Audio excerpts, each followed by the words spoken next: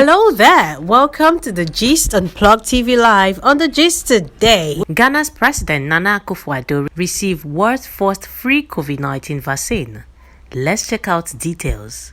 Ghana's President Nana Akufo-Addo today became the world's first recipient of the coronavirus vaccine from COVAX. Before receiving the jab, the president said in a nationwide broadcast that it is important to set an example that restates that the vaccine is safe by being the first to have it, so that everyone in Ghana can also feel comfortable about taking the vaccine. The president's wife, Rebecca, also received a shot as distribution of the 600,000 doses are deployed across the country. Ghana received the first batch of COVID-19 vaccine last Wednesday when it landed in Accra from the Serum Institute of India, the world's largest vaccine manufacturer. Let's check out the video of the president receiving the vaccine.